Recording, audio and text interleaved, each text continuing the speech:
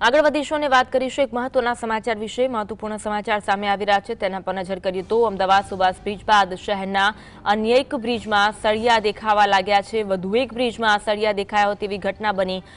ગુરુજી bridge પર સળિયા દેખાયા હોય અને જોખમકારક સાબિત થઈ રહ્યું છે।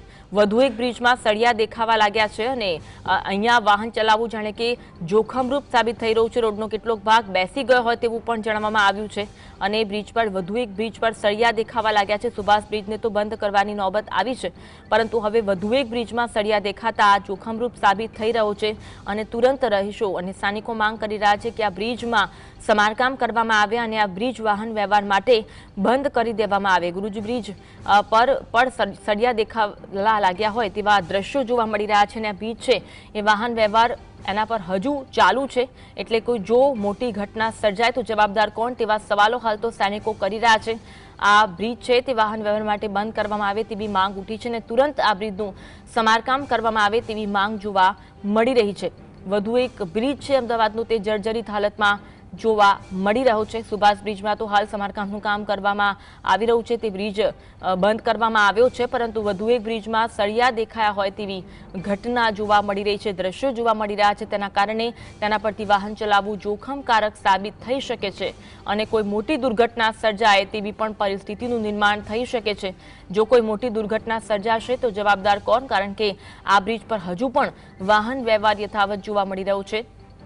ભારે ભરખમ વાહનો પણ આ બ્રિજ પરથી પસાર થઈ રહ્યા છે। જો આ બ્રિજમાં કોઈ જોખમ સર્જાય છે અથવા તો કોઈ અનહોની બને છે તો તેના માટે જવાબદાર કોણ તેવા સવાલો હાલ તો સૈનિકો કરી રહ્યા છે। તુરંત આ બ્રિજ બંધ કરવામાં આવે અને આ બ્રિજનું સમારકામ ઝડપી કરવામાં આવે તેવી માંગ સ્થાનિકો દ્વારા ઉઠાવવામાં આવી રહી છે। એક બાદ એક બ્રિજ છે તે જર્જરિત હાલતમાં જોવા મળી રહ્યા છે।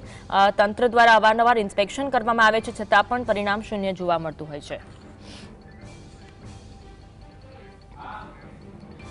આજ અંગે વધુ વાત કરીશું। સમાચાર ઝલક અમારી સાથે લાઈવ જોડાયા છે। ઝલક, સુભાષ બ્રિજ તો સમારકામ માટે મૂકવામાં આવ્યો છે, બ્રિજ બંધ કરવામાં આવ્યો છે વાહન વ્યવહાર માટે, પરંતુ વધુ એક બ્રિજમાં સળિયા દેખાવા લાગ્યા છે, વિગત જણાવશો?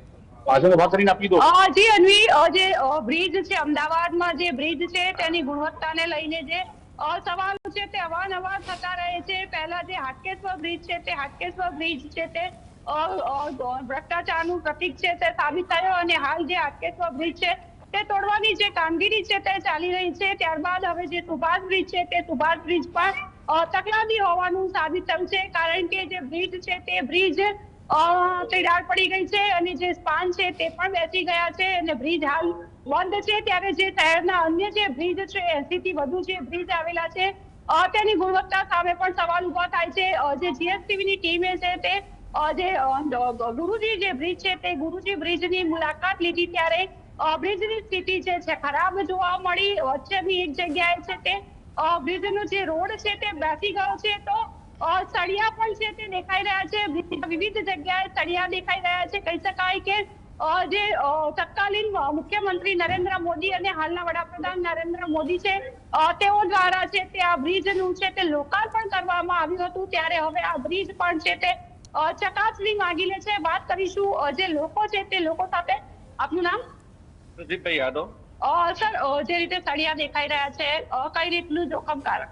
બિલકુલ, અમદાવાદમાં અવારનવાર હવે તો બ્રિજોની તૂટી જવાની અને આપણે કરપ્શનને કારણે બ્રિજો તૂટી રહ્યા છે એવી કેટલાક ઉદાહરણો છે। ખાસ કરીને વાત કરીએ તો આપણે 800નો બ્રિજ જોઈ શકો છો તમે, 800નો બ્રિજ આપણી સરકાર તોડવાની પરવાનગી તોડવાની પણ શરૂ થઈ ગયું છે। એવી રીતે સુભાષ બ્રિજ બંધ કરી દીધું 2 દિવસ પહેલા કે ત્યાં સળિયા દેખાય છે અને વીક થઈ ગયું છે। અત્યારે તમે જોયું કે ભાઈપુરાના જે ગુરુ બ્રિજ છે, ગુરુ બ્રિજ ઉપર પણ સળિયા દેખાવા માંડ્યા છે, તો ક્યાંક ને ક્યાંક એ સરકારની પોલ ખુલી રહી છે। એટલા માટે મારી રિક્વેસ્ટ છે કે જે અત્યંત પીક અવર વાળો બ્રિજ છે અને એના પર જે સળિયા દેખાય છે અત્યારે ડેન્જરસ ઝોનમાં છે, તેનો ફટાફટ રિપેર કામ કરી સમારકામ કરી પબ્લિક માટે ચાલુ કરવું જોઈએ, કેમ કે રસ્તો આટલો આપતા ને બ્રિજ તો બંધ કરી દેશે પણ બીજો આવવા જવા માટે રસ્તો નથી આપતા, તો પછી પબ્લિક કેવી રીતે અવર જવર કરે? અને ટ્રાફિકની સમસ્યા તો અવારનવાર તમે અમદાવાદમાં જોઈ શકો છો।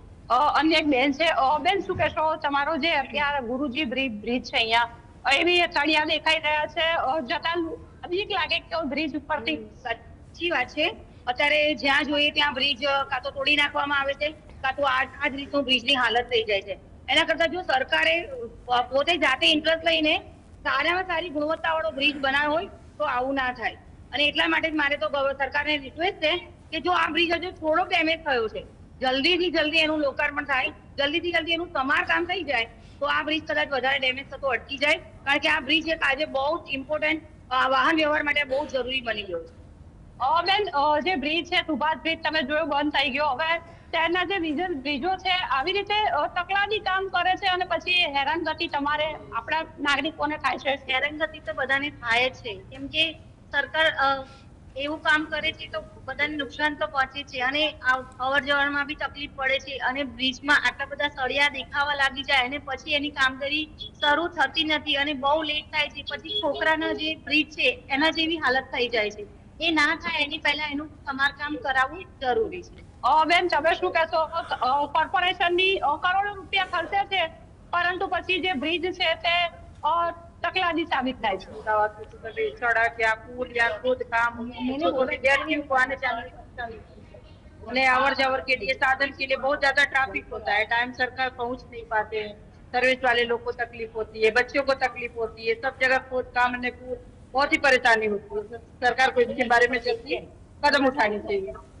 तो તમે જોયું તે રીતે કે જે ગુરુજી બ્રિજ છે જે તત્કાલીન મુખ્યમંત્રી જે નરેન્દ્ર મોદી છે તેમના દ્વારા છે તે લોકાર્પણ કરવામાં આવ્યું હતું। તે બ્રિજમાં પણ હવે વિવિધ જગ્યાએ છે તે તળિયા દેખાઈ રહ્યા છે। મહાનગરપાલિકા દ્વારા એમપેનલ બનાવીને વિવિધ બ્રિજોની જે ચકાસણી છે તે કરવામાં આવી રહી હોવાની જે વાતો છે તે કરવામાં આવી રહી છે, પરંતુ જે રીતે દ્રશ્યો જે જોવા મળી રહ્યા છે ગુરુજી બ્રિજના દ્રશ્યો જ કહી આપે છે કે જે ચકાસણી છે તે કઈ રીતની કરવામાં આવે છે। જી, આભાર જલા।